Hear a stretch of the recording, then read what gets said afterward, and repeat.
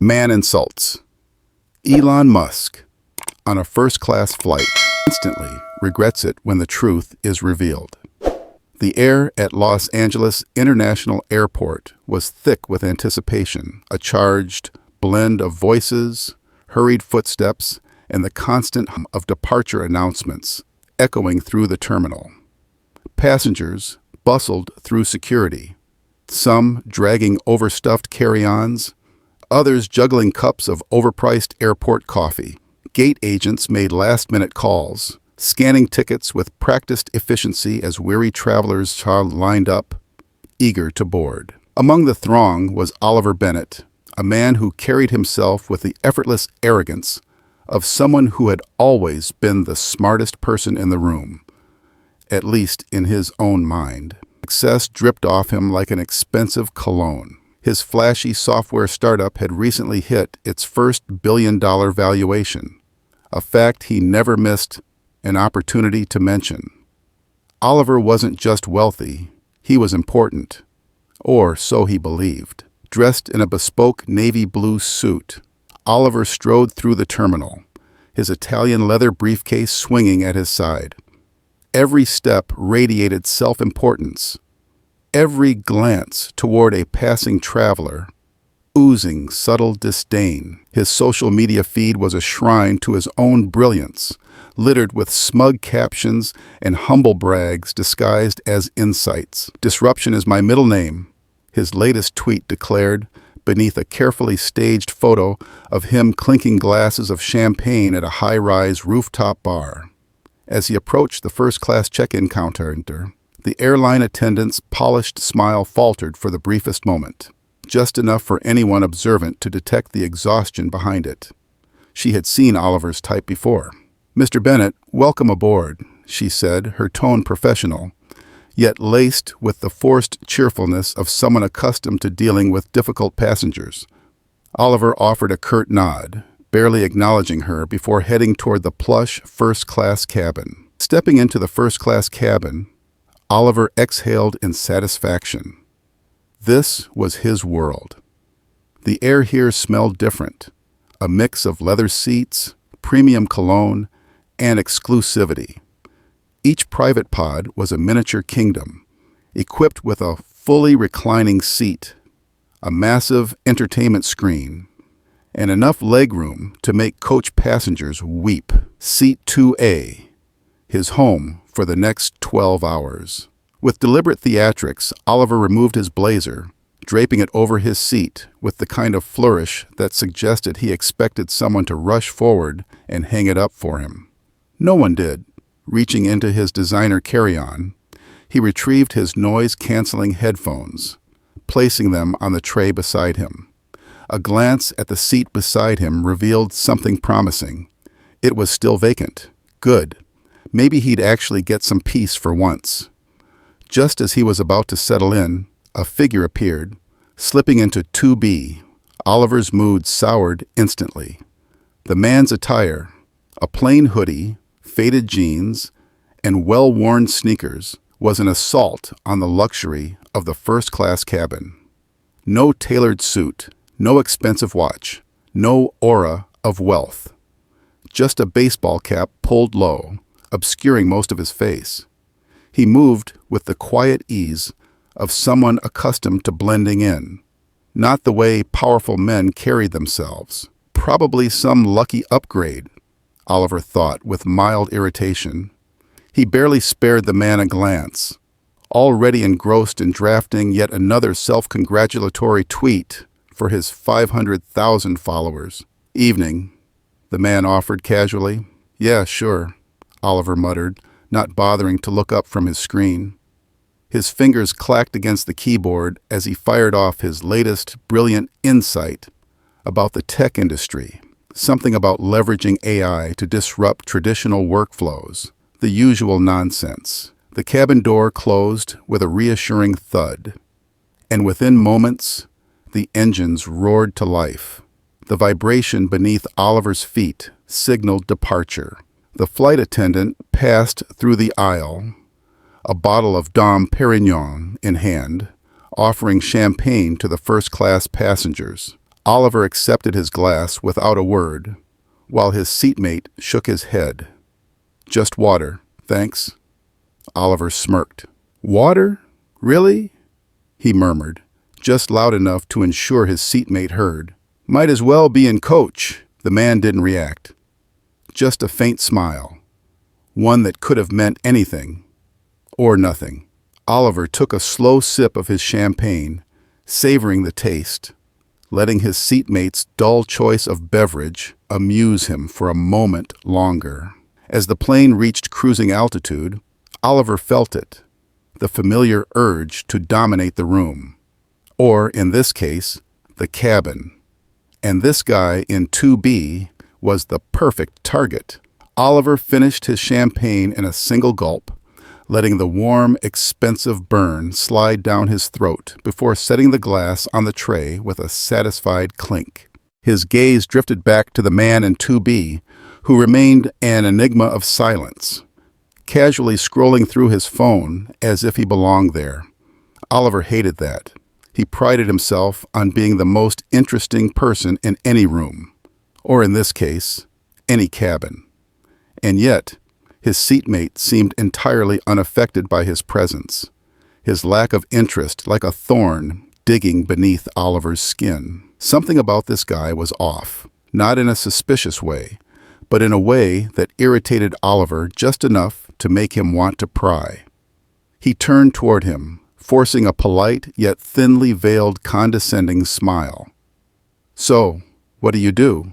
Oliver asked, his tone dripping with a faux interest that was anything but genuine. The man turned his head slightly, still keeping his face partially obscured by the brim of his baseball cap. "I'm in tech," he replied simply. Oliver grinned. "Same here," he said smoothly, leaning back in his seat. "Bet we've got some war stories to share." This was Oliver's chance to steer the conversation into his favorite subject, himself. But the man in 2B didn't take the bait. He only gave a small nod and turned his attention back to his phone, scrolling as if Oliver didn't even exist. Oliver wasn't used to being ignored. Ever. His curiosity twisted into irritation. Who was this guy? Someone who paid 6 figures for a first-class ticket, only to sit in silence like some budget traveler who got an upgrade? No, that didn't sit right with him. Oliver shifted in his seat, his smirk returning as a new strategy formed. He raised his voice slightly, just enough to catch the attention of nearby passengers.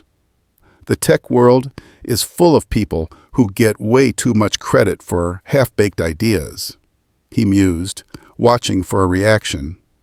Nothing. Oliver pressed on, his words dripping with provocation. Take Elon Musk, for example. Everyone's so busy calling him a genius, they forget how reckless he is. The man in 2B paused. His finger hovered over his phone screen, perfectly still for just a fraction of a second. Oliver noticed. His grin widened. Bingo. He's listening now. Encouraged by the lack of direct response, Oliver continued, his voice laced with the confidence of a man who thought he was dropping profound wisdom. SpaceX. Sure, it's impressive, if you like throwing billions at exploding rockets. Tesla? Overrated. And don't even get me started on Twitter. That whole takeover? A disaster. That was when he heard it. A chuckle. Faint. Barely there. But unmistakable. A flicker of amusement escaped from the man in 2B, a quiet reaction that sent a fire through Oliver's veins. Oliver leaned forward, sensing an opportunity. "You think I'm wrong?" he challenged, his tone daring, almost triumphant. The man in 2B finally responded. "No," he said, his voice calm, unbothered. "I think you're passionate." Oliver frowned.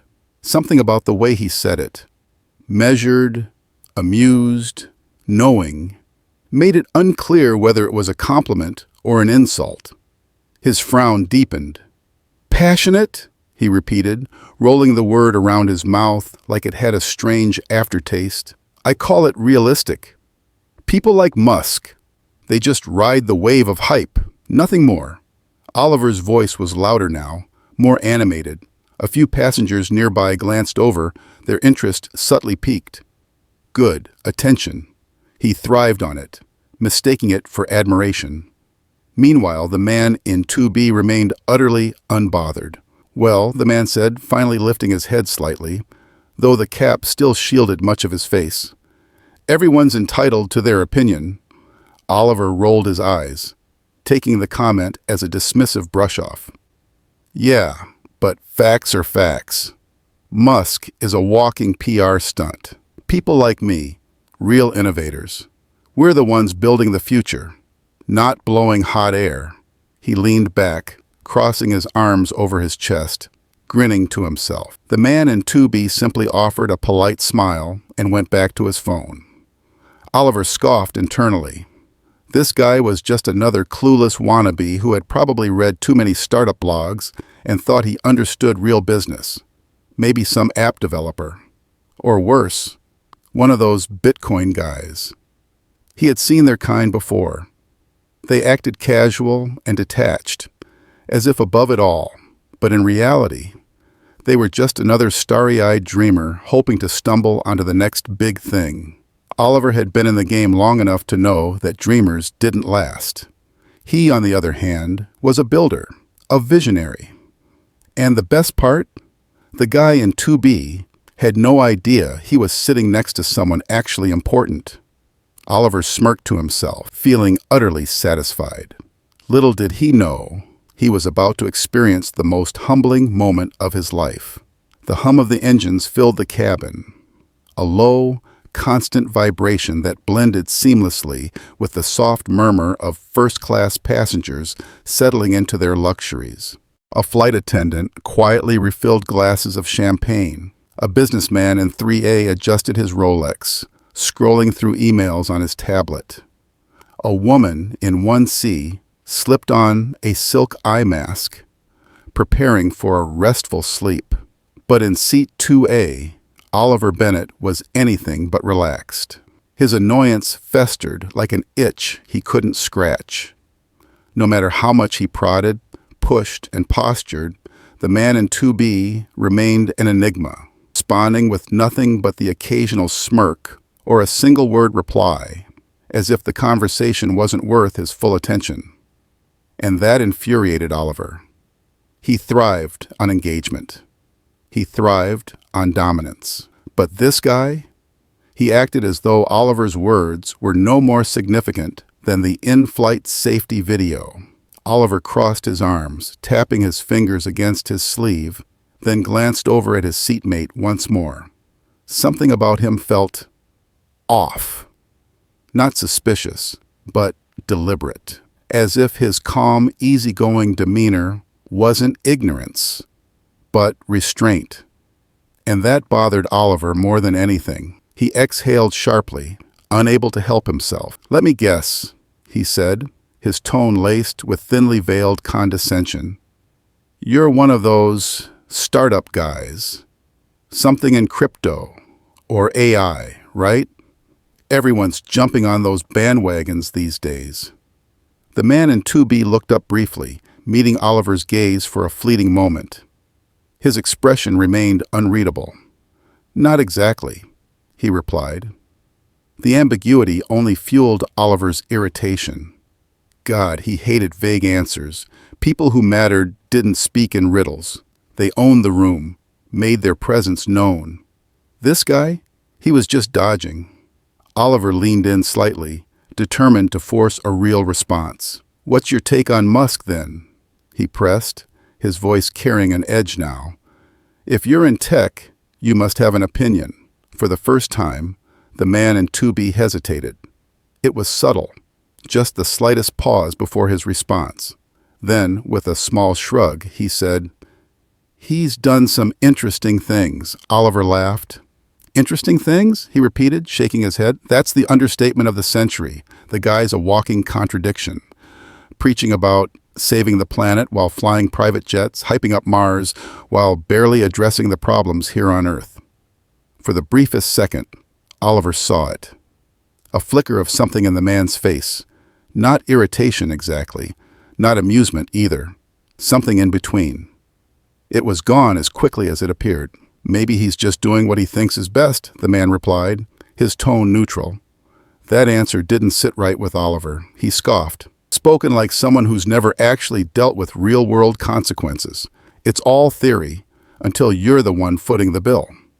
He leaned back, shaking his head, pleased with himself. This guy just didn't get it. Elon Musk wasn't some misunderstood genius. He was just another overhyped billionaire, capitalizing on cult-like fandom while making reckless business decisions. And people like Oliver? They were the ones actually building something that lasted. At least, that's what he thought. Just then, a flight attendant approached. Oliver barely noticed at first, still reveling in his own self-satisfaction. But then he heard her speak, and everything stopped. "Excuse me, Mr. Musk," she said, her tone respectful yet professional. "Mr. Musk?" Oliver's entire body went rigid. The words didn't register at first, as if his brain needed an extra second to process them. The flight attendant continued, oblivious to the way Oliver's world had just cracked open beneath him. "The captain wanted me to let you know that your connection in Tokyo is confirmed, and they'll be ready for you upon landing." Silence. Complete, utter, deafening silence. Oliver froze. His mind raced, desperately replaying the past 10 minutes, searching for a way this could be a misunderstanding.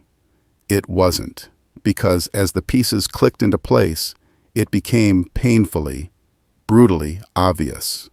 The hoodie, the unassuming demeanor, the quiet confidence. The man in 2B, the one Oliver had spent the past half hour mocking, patronizing, and lecturing about Elon Musk, was, in fact, Elon Musk himself. And Oliver had just humiliated himself beyond comprehension. His mouth went dry. For the first time on this flight, he was utterly speechless. His brain screamed at him to say something, to backtrack, recover, salvage what was left of his shredded dignity. But he couldn't, because there was nothing to say. Oliver slowly turned his head as if in slow motion to face his seatmate. And there was Elon Musk, calm, collected, unbothered. He simply nodded politely at the flight attendant, his voice warm but understated. "Thank you." And then he adjusted his cap and returned to his book, as if nothing had happened, as if Oliver wasn't even worth a second thought. Oliver sat there, his confidence shattered in the most excruciating way possible, his entire worldview flipped upside down. He had spent his life believing he was the smartest guy in any room. And yet, tonight, on Flight 317 to Tokyo, he had been outmatched, outclassed, and outplayed, not by some clueless tech guy, but by the very man he had spent the entire flight ridiculing. And the worst part? Musk hadn't even needed to say a word. He hadn't needed to argue, defend himself, or prove Oliver wrong. His mere existence had been enough. Oliver swallowed hard, the taste of humility bitter in his mouth. His fingers hovered over his laptop keyboard, but for the first time in years he had nothing to tweet, because at this moment, he wasn't the disruptor, he was the joke. And for the first time in his entire career, Oliver Bennett had finally met someone who didn't need to say a single thing to put him in his place.